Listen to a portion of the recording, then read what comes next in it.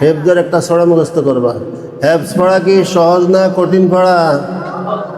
হ্যাঁ, মাশাআল্লাহ।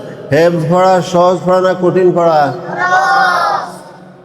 যদি কঠিন হয় দেখো, আমি যেভাবে বলবি এভাবে সবাই মুখস্থ করবো, দেখে কার আগে মুখস্থ হয়। বলো, হেফজ পড়া সহজ পড়া। হেফজ পড়া সহজ পড়া। হেফজ পড়া মজার পড়া। পড়লে পড়া শরবত। পড়লে পড়া শরবত। পড়লে না, পড়লে পড়া শরবত। না পড়লে পড়া পর্বত। পড়লে পড়া শরবত। না পড়লে পড়া পর্বত। কেমনে পড়বে? চোখে দেখে মুখে পড়বো। চোখে দেখে দেখে মুখে উচ্চারণ করব। কানে শুনে হেফজ করব। চোখে দেখে মুখে পড়ব। কানে শুনে হেফজ করব। লুকমা ছাড়া সবক দেব। বিশ্ব সারা হাফেজ হব। ঠিক আছে, ইনশাআল্লাহ। এলা আবার কও, হেফজ পড়া সহজ পড়া।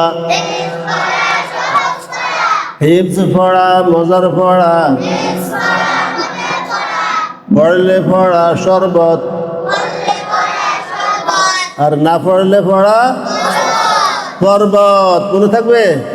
এটার অর্থ বুঝছো? পড়লে পড়া শরবত মানে কি? মানুষের যখন পানির পিপাসা লাগে তখন এক গ্যালাস খাইলে পিপাসা মজে না, আরো গ্যালাস দে, আরো গ্যালাস দে। রমজানের রোজা রাখার পরে ইফতারের আগে কয় শরবত কয়েক গ্যালাস খাইলায়।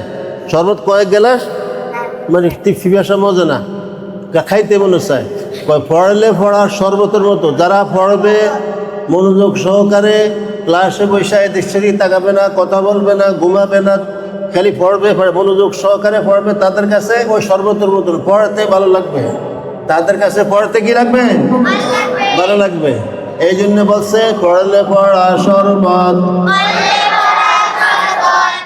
আর যদি না পড়ে তাহলে পড়া পর্বত। পাহাড়। পর্বত মানে কি? পাহাড়ের মতন মনে হবে, কঠিন মনে হবে, কঠিন মনে হবে।